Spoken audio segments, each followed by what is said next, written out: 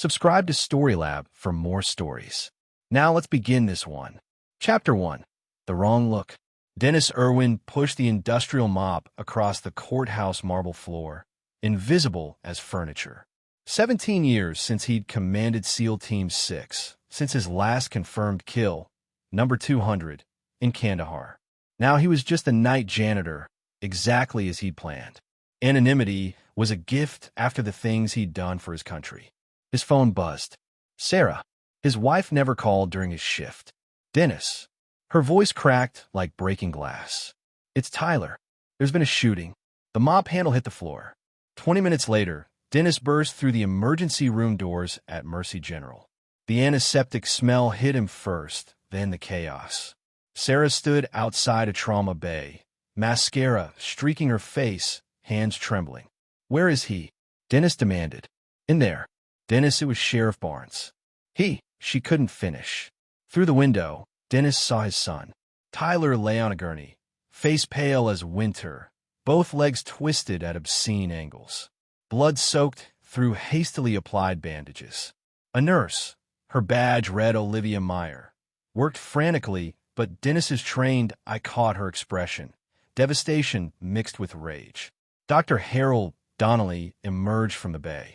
Wait, Harold Donnelly. Dennis blinked. His old SEAL teammate had retired to medicine, moved to this nowhere town in Montana. The universe was either cruel or kind. Dennis hadn't decided which. Dennis, Harold said quietly, recognition flickering. Both kneecaps are destroyed. Not just fractured, obliterated. Bone fragments everywhere. We're talking 8, maybe 10 reconstructive surgeries minimum. What happened? Sarah's voice came hollow, rehearsed from shock. Tyler was leaving the basketball court, walking to his car. Sheriff Barnes pulled up, said Tyler looked at him wrong. Tyler tried to apologize. He didn't even know what he'd done. Barnes pulled his service weapon and shot him. Both knees. Point blank. Dennis's blood went cold. Where's Barnes now? Gone, Sarah spat. His deputy, Thomas Davidson, took statement from witnesses, then let Barnes leave. Said it was self-defense.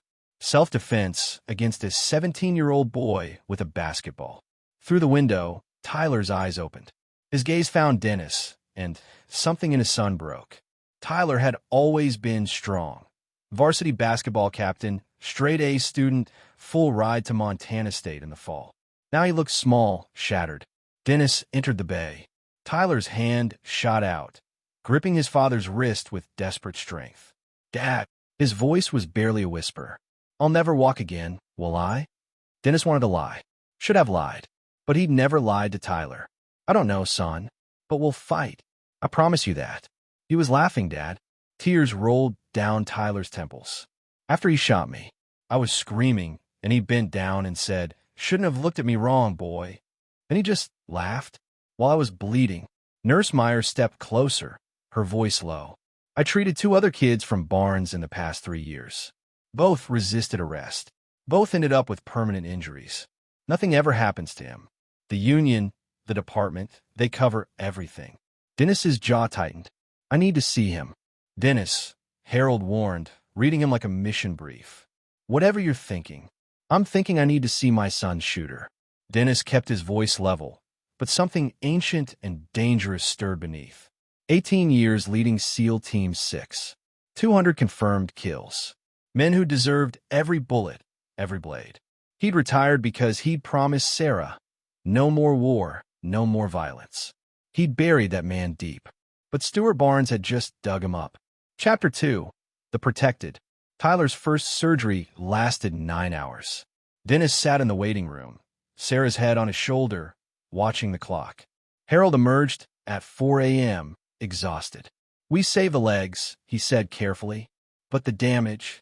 Dennis, even with the best outcome, Tyler's looking at permanent disability. Walking with braces, maybe. Pain management for life. Basketball. Harold shook his head. That's over. Sarah sobbed. Dennis held her, his own grief a frozen thing inside his chest. He couldn't afford to feel it yet. Couldn't afford to be anything but stone until he understood the battlefield. Where can I find Sheriff Barnes? Harold sighed. Dennis, I know what you're thinking. But Barnes is untouchable. He's been with the department 28 years. His brother, Rob Dixon, runs the deputies. The union rep, Carol Lindsay, has buried every complaint against him. And there have been complaints. Dozens. Tell me. Over burnt coffee in the hospital cafeteria, Harold laid it out. Stuart Barnes, 52 years old, had been escalating for a decade. Started with excessive force during arrests, broken bones, concussions. Graduated to outright brutality. 3 years ago, he'd beaten a college student unconscious for talking back. 2 years ago, he'd shot a 16-year-old in the shoulder during traffic stop. 6 months ago, he put a 20-year-old in a coma. Every case, the same pattern. Witnesses intimidated, evidence lost, union protection. Carol Lindsay would file paperwork claiming officer safety or reasonable force. The department would investigate itself and find no wrongdoing. Victims' families would hire lawyers, but Stuart Barnes had something better than lawyers. He had fear. The whole town's terrified of him, Harold said. He's got deputies loyal to him, including his brother. Anyone who speaks up gets harassed. Tickets, property violations, mysterious break-ins. One family tried to push charges. Their house burned down. Fire marshal ruled it electrical, but everyone knew. Dennis absorbed this. What does he want? Power? Money? Control? He's a sadist, Dennis. He genuinely enjoys hurting people, especially young people, especially ones he thinks are disrespectful. Tyler caught his eye because he's everything Barnes isn't. Smart, athletic-liked. Barnes probably saw him laughing with friends and decided Tyler needed to be taught a lesson. The coffee tasted like ash. Dennis set it down. I want to talk to the witnesses. There were 4. 3 are too scared to give statements anymore. The 4th is Tyler's girlfriend, Brooke Carey. She's the one who called 911. Brooke met Dennis in the hospital parking lot at dawn. She was 18, petite, blonde, her eyes red-rimmed from crying. She'd been with Tyler for 2 years, was planning to follow him to Montana State. I saw everything, Mr. Irwin. Her hands shook as she pulled out her phone. I recorded it. Not the shooting, it happened too fast, but after. The video was shaky but clear. Tyler on the ground, screaming. Barnes standing over him, service weapons still drawn, smiling. Actually smiling. His voice came through tinny but audible. That's what you get for looking at me wrong, boy. Maybe next time you'll show some respect. Tyler's agonized cries filled the audio. Barnes holstered his weapon, turned to his deputy. Kid was acting aggressive. I feared for my safety. Thomas Davidson on camera. I saw the whole thing, Sheriff. Clear case of self-defense. The video ended. Dennis stared at the phone screen, memorizing Barnes's face. Strong jaw, graying hair, cold blue eyes. A face that had hurt people and never paid. I gave this to the police, Brooke whispered.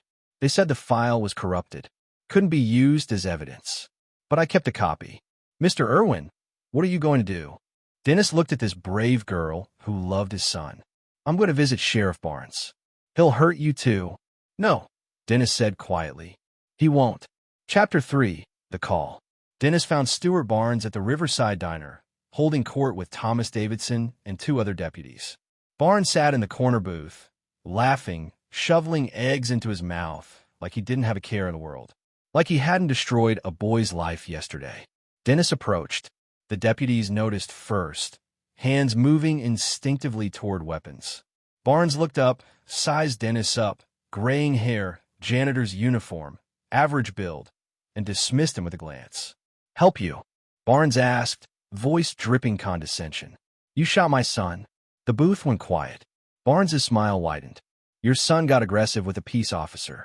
I defended myself. Tragic situation, but that's life. He's 17.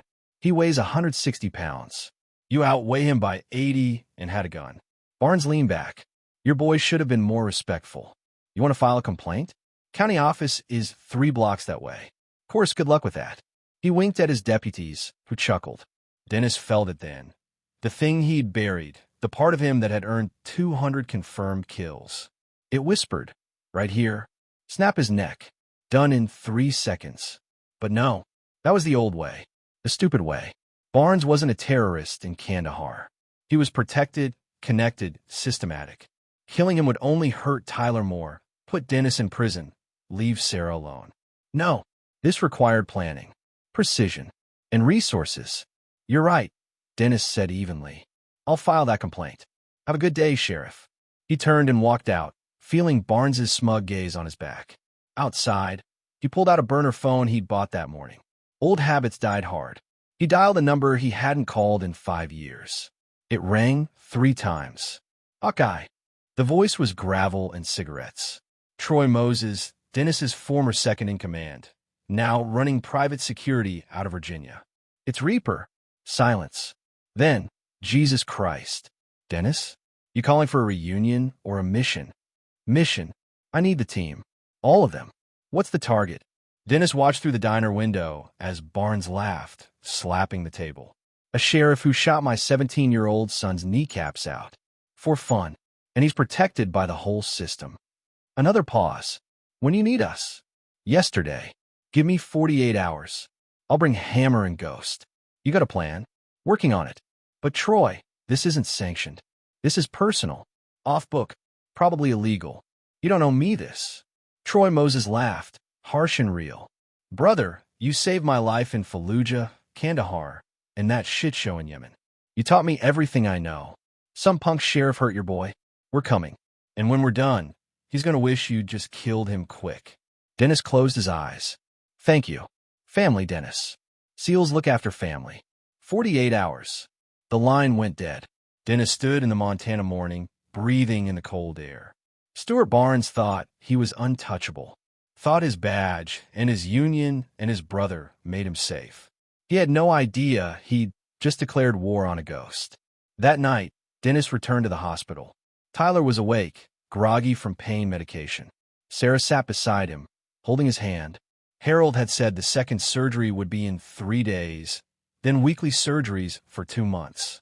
18 months of physical therapy after that. Best case scenario, limited mobility, chronic pain, cane or walker by age 20. Tyler saw his father and tried to smile. Failed. Dad, I've been thinking, maybe I should just accept it. Barnes is a cop. We can't win. Dennis pulled a chair close. Tyler, look at me. When you were 5, you asked me what I did in the Navy. I told you I made sure bad people couldn't hurt good people. You asked if I was a hero. I said no, I was a tool, a very sharp, very precise tool. Do you remember what you said? Tyler's eyes glistened. I said I wanted to be like you. You are like me. You're strong. You're smart. You're good. And you don't give up. I don't care how long this takes or what it costs. Barnes is going to pay for what he did to you. But I need you to hold on. Can you do that?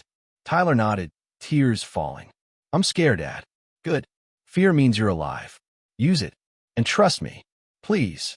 Sarah looked at Dennis, and he saw the question in her eyes. What are you planning? But she didn't ask. She knew him. She'd known who she married. For 17 years, he'd been the quiet janitor, the good husband, the present father. But she'd met him in San Diego when he was still active duty, still sharp as a blade. She knew what he was capable of. She just nodded. Dennis kissed Tyler's forehead, squeezed Sarah's hand, and left. Outside, his burner phone buzzed. Troy Moses, team's in, landing in Montana tomorrow. Hammer, Ghost, and I are bringing Viper 2. For operators. What's the mission objective? Dennis typed, total destruction. I want Stuart Barnes to lose everything. Badge, freedom, reputation. Then I want him to know what my son felt. Fear, pain, helplessness. Then justice. Troy understood. See you tomorrow, Reaper. Let's go hunting. Dennis pocketed the phone and looked up at the hospital window where his son lay broken. Stuart Barnes had made a critical error. He'd hurt Dennis Irwin's child while assuming Dennis was nobody. Dennis smiled in the dark. Tomorrow, the reckoning would begin. Chapter 4, Old Ghosts. They met in a hunting cabin 30 miles outside town, deep in Montana timber. Dennis arrived first, securing the perimeter out of habit. At 1,400 hours, a black SUV rolled up. 3 men stepped out, and Dennis felt 17 years fall away. Troy Moses, call sign Hawkeye, was first. 44, built like a tank, black goatee going gray. He'd been Dennis's spotter, his right hand through 50 operations. Behind him came Brad Zuniga, Ghost, lean and tattooed, demolitions expert with a gift for appearing and disappearing like smoke. Finally, Morris Rice, Hammer, 45, 6'4", former Marine recon before joining the SEALs, known for his brutality in close quarters. They embraced without words. Some bonds went deeper than language. Teams back together, Troy said. Feels right. Where's our target? Dennis spread county maps across the cabin's table, marking locations. Stuart Barnes, sheriff, 28 years on the force. Brother's a deputy, unions protecting him. He's built a network, deputies who cover for him, officials he's intimidated, civilians too scared to talk. The whole system's rotten. Brad whistled low. So we're not just taking down one corrupt cop. We're dismantling an entire machine. Exactly. If we go after Barnes directly, his people close ranks. We need to isolate him first. Cut the head off only after we've crippled the body. Morris cracked his knuckles. I like it. Who else is on the list? Dennis pointed to photos he'd compiled. Thomas Davidson, Barnes's deputy and cousin. He falsified the police report. Rob Dixon, another deputy, Barnes's brother, different last name from a previous marriage. Carol Lindsay, union rep who's buried every complaint against Barnes for 10 years. These three are the core protection. Troy studied the photos. What's the plan? Legal pressure? Evidence gathering? Both. And psychological warfare. I want them paranoid. I want them turning on each other. And I want Barnes isolated when reality comes crashing down. Sounds like a proper op. Brad grinned. What's our timeline? Tyler's got another surgery in 3 days, then 6 more over 2 months. I want Barnes destroyed before Tyler's final surgery. I want my son to wake up knowing the man who hurt him has lost everything. Morris's expression darkened. How bad is Tyler? Both kneecaps obliterated. Bone fragments everywhere. 8 confirmed surgeries minimum. He'll never play basketball again. Might never walk normally. He's 17, and his life's been stolen. The cabin went silent. These men understood violence, had dealt it professionally for years. But violence against children? That was a line even hardened operators wouldn't cross. All right, Troy said quietly. Let's start surveillance. I want to know everything about Barnes, where he goes, who he talks to, what he eats for breakfast. Ghost, you're on electronic surveillance. Hammer, physical recon. I'll coordinate and handle intel analysis. Dennis, your quarterback. This is your operation. First priority, Dennis said, is finding leverage. Barnes has stayed protected this long because he's either got dirt on people or they're afraid. We flip that. Find his weaknesses, exploit them. Make him the afraid one. Brad pulled out a laptop. I'll start with digital. Phone records, emails, financials. Give me 24 hours. I'll tail him, Morris said. See his routine, find the patterns. Troy nodded. And I'll interview the victims quietly. Build a case file that's airtight. If we can't use it legally, we'll use it other ways. Dennis felt something uncurl in his chest, relief mixed with purpose. For the first time since Tyler's shooting, he wasn't helpless. He was a tool again. A very sharp, very precise tool. One rule, he said. We don't become him. Everything we do, we can justify. We're not sadists. We're surgeons removing a cancer. All three nodded. They'd worked with Dennis long enough to trust his moral compass, even if it pointed in gray directions sometimes. Let's get to work. Chapter 5. The corruption runs deep. 48 hours later, they reconvened. Brad's laptop was surrounded by file folders. Morris had photos spread across the table. Troy had recorded interviews. The picture they'd assembled was worse than Dennis imagined. Barnes is a monster, Brad began, but he's a clever monster. His financials are clean. No big deposits, no obvious bribes. But I found something interesting. He pulled up a spreadsheet. His brother Rob Dixon owns a security company. Contracts with the county for prisoner transport, courthouse security, parking enforcement. $2 million annually. And guess who approves those contracts? The sheriff's department, Dennis said. Bingo. Barnes funnels county money to his brother, who kicks back cash under the table. I found Rob's real financials. He's paying Barnes $20,000 a month through a shell company disguised as consulting fees. Troy whistled. That's motive to keep his badge. What else? Morris pushed forward surveillance photos. Barnes has a routine. Coffee at Riverside Diner, 7 a.m. Patrol from 8 to noon. Long lunch at Murphy's Bar. And I mean long, like 3 hour, 6 beers long. Afternoon patrol ends at 5. Then he's at the Elk Lodge until midnight, drinking more, playing cards, sometimes getting handsy with the waitresses. Drinking on duty? Dennis asked. Constantly. I watched him down 4 whiskeys at lunch yesterday, then get in his cruiser. He's a functional alcoholic. Brad grinned, which explains his erratic behavior. Dude's pickled. But here's the beautiful part. The Elk Lodge has cameras. Crappy ones, but functional. I hacked their system. Found footage of Barnes assaulting a waitress 2 weeks ago. She didn't report it, probably scared. But we have it. Troy laid out interview transcripts. I talked to 5 previous victims, all terrified. 2 agreed to talk on condition of anonymity. 1, a kid named Alejandro George, was beaten by Barnes 3 years ago. Broken ribs, collapsed lung. Barnes claimed Alejandro was resisting arrest during a traffic stop. Alejandro was getting a parking ticket. He's 19 now, still has breathing problems. Dennis read the transcript, anger building. What stopped him from pressing charges? Barnes and Davidson showed up at his house, told his mother, who's undocumented, that if Alejandro pursued it, ICE would be called. The mother's got 3 other kids. Alejandro dropped it. Jesus, Morris muttered. Troy continued. Second victim, Franklin Sellers, age 23. Barnes broke his jaw during a DUI stop. Franklin admits he was drunk, but he was compliant. Barnes just started hitting him. Union buried it.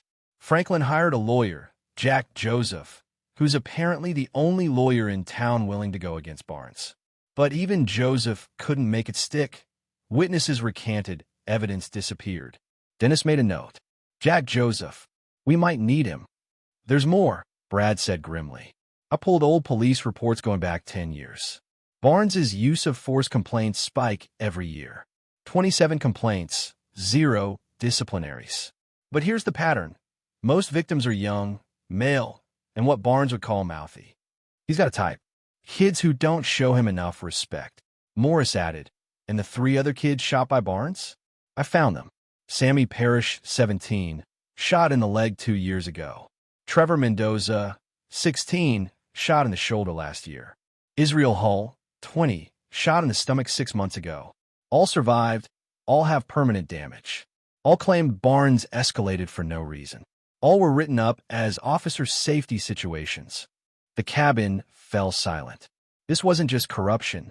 This was a predator with a badge, hunting children systematically while an entire system protected him.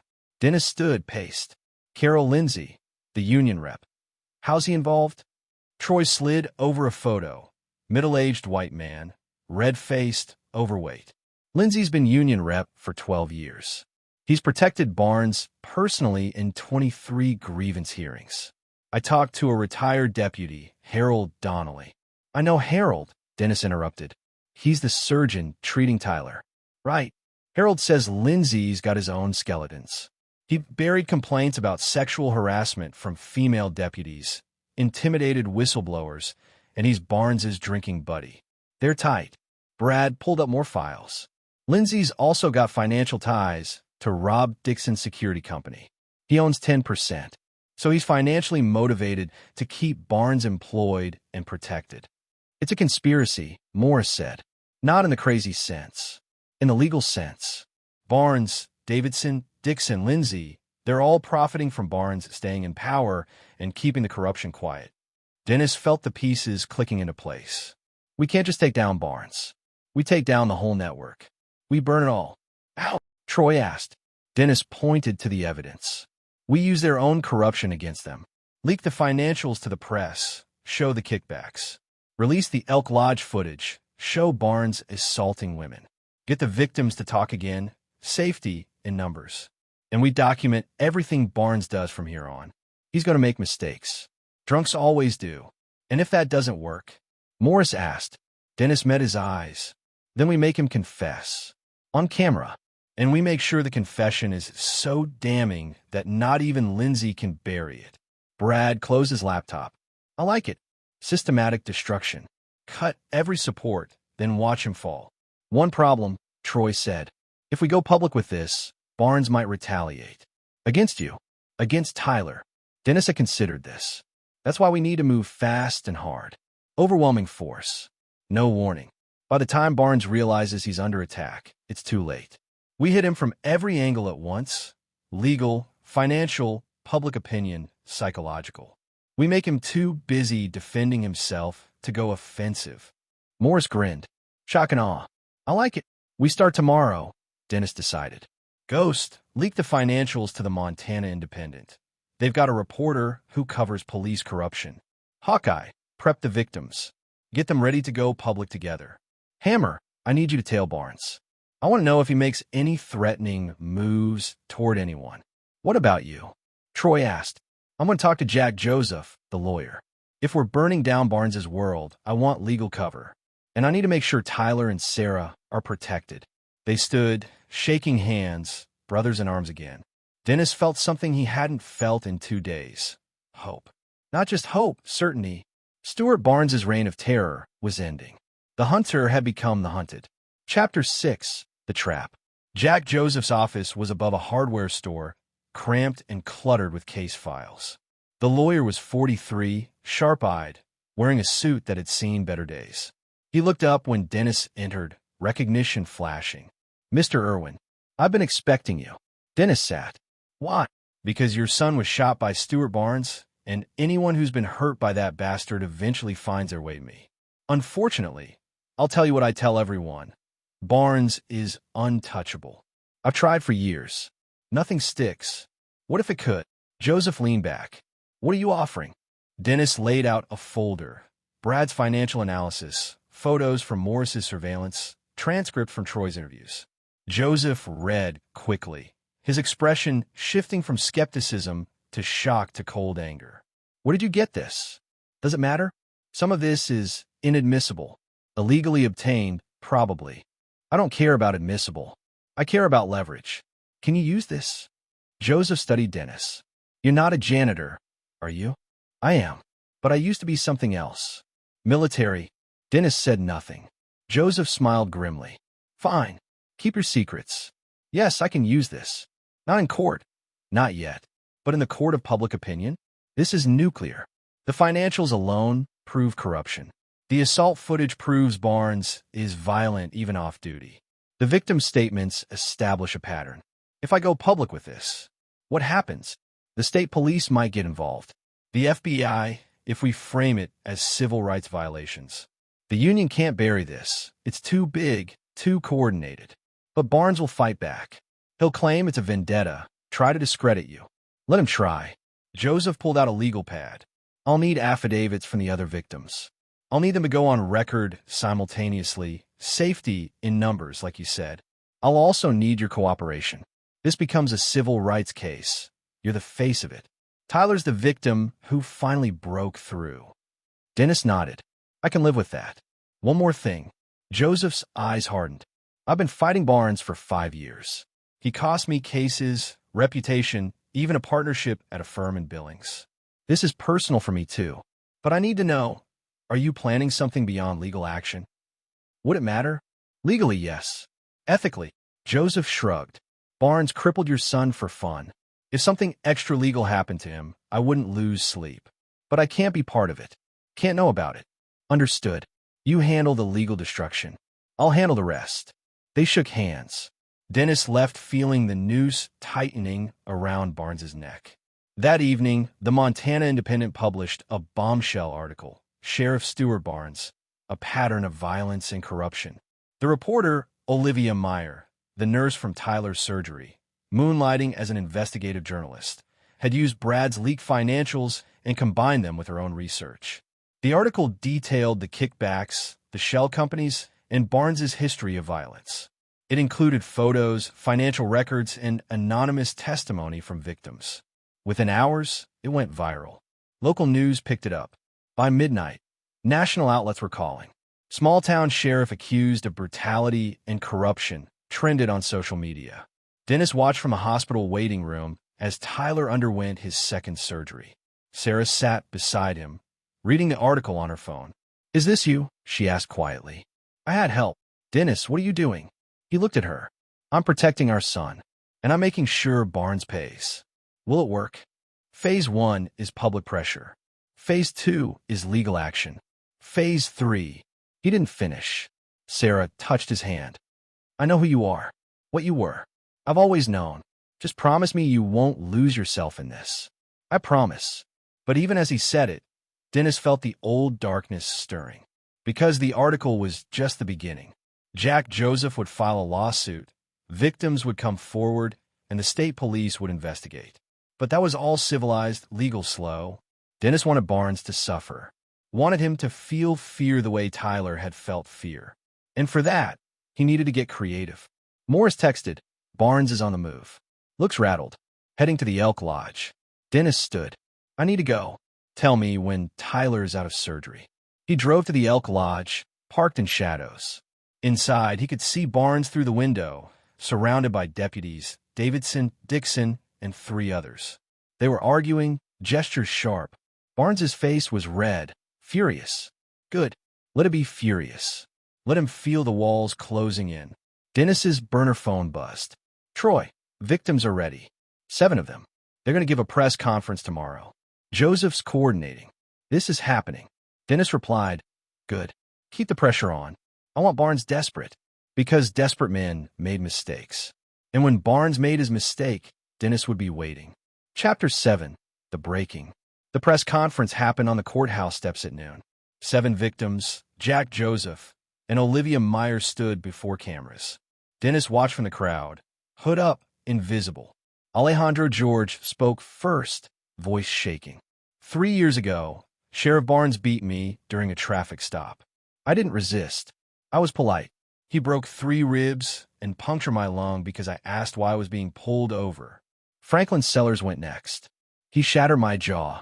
I was drunk, I admit that. But I wasn't violent. He just started hitting me. Sammy Parrish, Trevor Mendoza, Israel Hull. All 3 kids Barnes had shot stood together. Trevor's voice cracked. I was 16. He shot me in the shoulder because I didn't call him sir fast enough. I've got nerve damage. Can't feel half my right arm. Finally, Tyler's girlfriend Brooke stepped forward. She played the video, Barnes standing over Tyler, smiling, saying, That's what you get for looking at me wrong, boy. The crowd gasped. Reporters shouted questions. Jack Joseph raised his hand.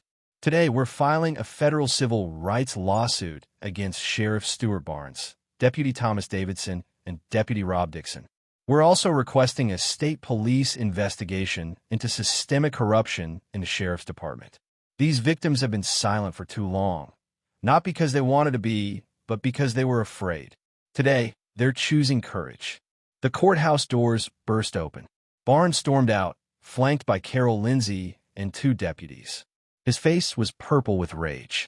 This is a witch hunt. Barnes shouted. These people are lying. I have served this community for 28 years. I will not be slandered by criminals and troublemakers. A reporter called out, What about the financial records showing kickbacks to your brother's company? Barnes's eye twitched. Fake news. Manufactured evidence. What about the video of Tyler Irwin's shooting? That video was taken out of context. The boy was aggressive. He had a basketball. Brooke interrupted, stepping forward. Tyler had a basketball, and you shot him because he looked at you. You destroyed his life for nothing. Barnes's hand moved toward his weapon. The crowd gasped. Carol Lindsay grabbed his arm, whispered urgently. Barnes forced a smile, but his eyes were wild. I will be vindicated. This community knows who I am. He stalked away, deputies trailing. The press conference continued, but Dennis slipped out. He'd seen what he needed to see. Barnes was cracking. That night, Morris called. He's at Murphy's bar. 6 whiskeys deep and getting aggressive. Shove a waitress. Threatened a patron who mentioned the press conference. Bartender's about to cut him off. Stay on him. 2 hours later, he's leaving. Drunk. Getting in his cruiser. Follow him. Ghost, you listening? Brad's voice crackled over the burner. I'm tracking his cruiser. He's heading toward... Oh, this is interesting.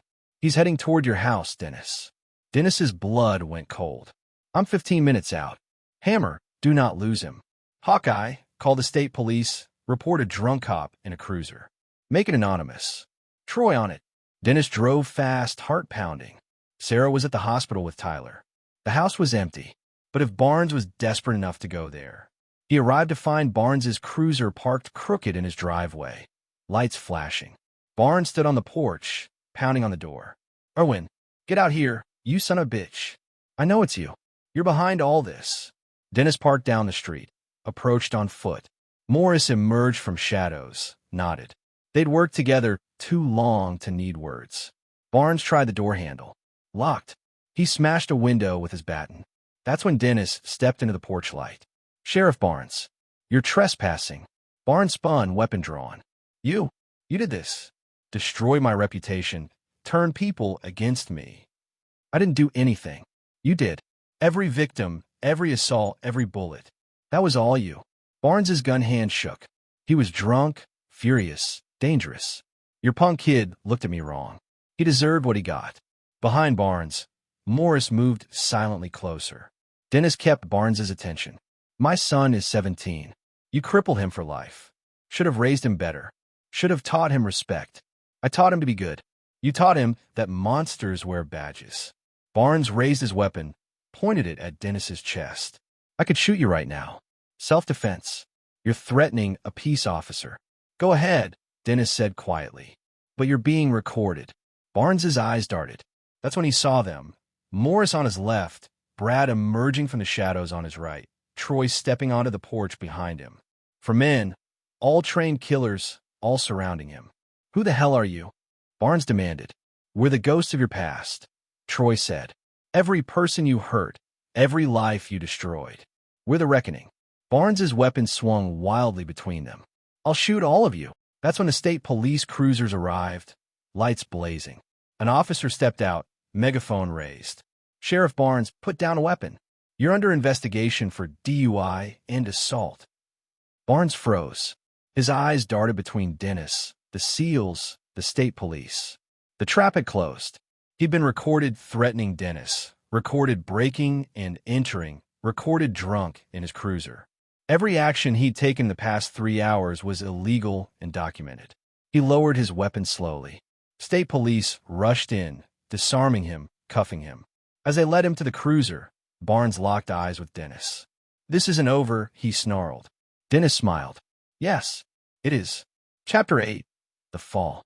The arrest made national news. Montana sheriff arrested for DUI, breaking and entering led every broadcast. The department suspended Barnes pending investigation. Carol Lindsay held a press conference, distancing the union from Barnes. Rob Dixon resigned quietly. Thomas Davidson flipped, offering testimony in exchange for immunity. Within a week, the FBI opened a civil rights investigation. Within 2 weeks, state auditors found the financial corruption Brad had documented. The kickback scheme unraveled. Rob Dixon's security company lost its contracts. Barnes's house went into foreclosure. Everything he'd built collapsed. Jack Joseph kept Dennis updated. The lawsuit's going to trial in 6 months, but Barnes's lawyer is already talking settlement. The department's offering $2 million for Tyler, plus pension guarantees. "We'll get more, but that's the opening offer." "Not enough," Dennis said. "I know, but it's something." Tyler was healing, physically at least. The surgeries were brutal, but Harold Donnelly was the best. Tyler would walk again, maybe even without a cane eventually. But basketball was gone. Montana State had rescinded the scholarship. Tyler's dreams had been shattered along with his knees. 1 month after Barnes's arrest, Dennis visited Tyler at home. His son sat in the wheelchair, staring out the window. "Dad, I saw the news. Barnes is finished." "You did it. We did it. You mean the other victims. Justice is slow, but it's coming." Tyler turned. "But it doesn't fix my legs. Doesn't give me basketball back. Barnes destroyed my life, and gets what? Prison? Money, settlements? That's not enough." Dennis knelt beside the wheelchair. "You're right. It's not enough. Nothing could be. But Tyler, you're still here. You're alive. You're brilliant. You'll find new dreams." "Will I?" Tyler's voice broke. "Because every time I see this wheelchair, I see his face. Hear him laughing. And I get so angry, Dad. I want him to hurt like I hurt." Dennis understood that rage, had felt it himself, but he also knew where it led. Barnes is going to hurt, in ways he doesn't even realize yet. But you can't let him poison you. Can't let him turn you into something dark. You're better than that. Tyler wiped his eyes. How do you do it? Stay calm. You could have killed him that night on our porch. I know you could have. I could have. But then what? He'd be dead. I'd be in prison, and you'd be alone. This way, he loses everything while we stay free. That's the real victory. Tyler nodded slowly. I'm trying, Dad. I really am. I know, son. I know. But Dennis hadn't told Tyler everything. Because Barnes was in jail, but he wasn't broken. Not yet. That night, Dennis, Troy, Brad, and Morris met in the hunting cabin. They've been planning this final phase for weeks. He's in county lockup, Brad reported. Bail was denied. Flight risk and danger to the community. Trial set for 4 months from now. He'll take a plea, Troy predicted. His lawyer knows he can't win. He's looking at 10 years minimum for the civil rights violations, plus state charges for corruption and assault. Morris leaned back. So he'll do time, but he'll survive. Come out in 8 years, live off a pension, fade away. That's not justice. Dennis agreed, which is why we're not leaving it to the courts. He laid out the final plan. It was elegant, poetic, and completely illegal. It would require precision, timing, and a willingness to cross lines. But every man in that cabin had crossed lines before. Are we sure about this? Troy asked. Once we do this, there's no taking it back. Dennis thought of Tyler in that wheelchair. Thought of Barnes laughing over his son's screams. Thought of all the other victims Barnes had broken over 28 years. I'm sure. They shook hands. The final phase began. Chapter 9, Poetic Justice. 3 months later, Stuart Barnes sat in county jail, awaiting trial. His lawyer had negotiated a plea, 8 years, eligible for parole in 5. Barnes had accepted it. Better than risking 20 years at trial. He lost everything. His badge, his reputation, his money, his freedom. But he'd survive. He always survived. Then Dennis Irwin came to visit. Barnes was brought to the visitor's room, shackled. He sat across from Dennis, sneered. Come to gloat. No, I came to give you something. Dennis slid a folder across the table. Barnes opened it. Inside were photos. Morris had taken them over 3 months of surveillance. Barnes drinking on duty. Barnes assaulting the waitress. Barnes taking envelopes from his brother. Every crime, documented in detail. You've already seen this stuff, Barnes said dismissively. Turn to page 10. Barnes flipped pages, then stopped. His face went pale. Page 10 showed Barnes's daughter, Cecilia Barnes. She was 22, living in Seattle, working as a social worker. She'd cut ties with her father 5 years ago, disgusted by his violence. The photo showed her leaving her apartment. What is this? Barnes whispered. Insurance, Dennis said. See, you're going to prison for 8 years. But I wanted to make sure you understood something. Everything you did, every person you hurt, that has consequences. My son will never play basketball again because of you. So I wanted you to know I could have hurt Cecilia. Could have done to her what you did to Tyler. But I didn't. Barnes lunged across the table. Guards tackled him, held him down. You stay away from my daughter. She's innocent. Exactly, Dennis said calmly. She's innocent. Just like Tyler was. Just like all those kids you shot and beat were. But you didn't care about innocence. You cared about power. Barnes struggled against the guards. I'll kill you. When I get out. You won't get out. See, that plea deal you took? It's based on you accepting responsibility. But I have evidence you're planning to retaliate against me. Guards found a shank in your cell yesterday, planted there by someone. And I have testimony from your cellmate that you've been making threats. Your lawyer's going to withdraw the plea. You're going to trial, and you're going to lose. It was a lie mostly, but Barnes didn't know that. His eyes went wild. Dennis stood. You wanted my son to know fear, helplessness, pain. Now you know it too. You'll spend the next 20 years in prison, wondering if someone's coming for Cecilia. Wondering if every guard, every inmate, every visitor is part of some plan. You'll never feel safe again. Just like Tyler never feels safe. This is illegal. I'll tell my lawyer. Tell him what? That the father of the boy you crippled visited you? That he showed you photos of your own daughter and said he didn't hurt her? What crime is that, Sheriff? Barnes's face crumpled. For the first time, Dennis saw real fear in his eyes. Not fear of death. fear of helplessness, of being outmaneuvered, of realizing he'd been playing checkers while Dennis played chess. "What?" Barnes whispered. "Why not just kill me? Because death would be too easy. You need to live with what you did. Every day in prison, you'll remember Tyler's screams. And you'll know that somewhere out there, I'm watching, making sure you never forget." Dennis walked out. Behind him, Barnes was dragged back to his cell, broken not by violence, but by the realization that he was no longer in control. Would never be in control again.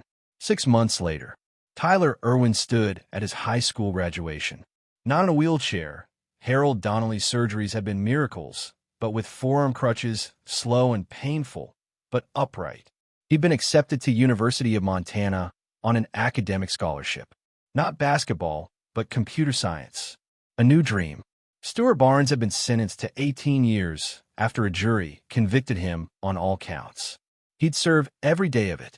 Dennis stood in the crowd with Sarah, watching their son accept his diploma. Troy, Brad, and Morris were there too, in civilian clothes, just faces in the crowd. Brothers who'd helped deliver justice.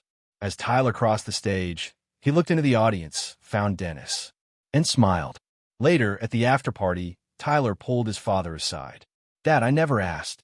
Those men at the house that night. Who were they?" Dennis considered his answer. "Friends.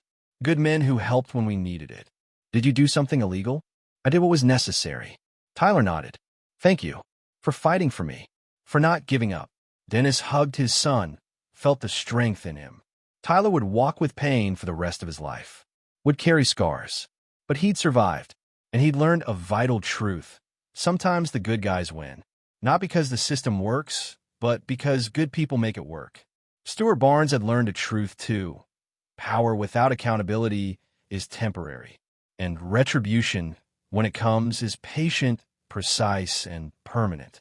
The janitor had taken off his uniform, put on his old skin one last time, and reminded a monster what fear felt like. Now Dennis Irwin could go back to being invisible. Mission complete. Justice served. And if Barnes spent the next 18 years looking over his shoulder, waiting for a reckoning that would never come because it had already happened, well, that was poetic. This is where our story comes to an end. Share your thoughts in the comments section. Thanks for your precious time. If you enjoyed this story, then please make sure you subscribe to this channel. That would help me a lot. Click on the video you see on the screen, and I will see you there.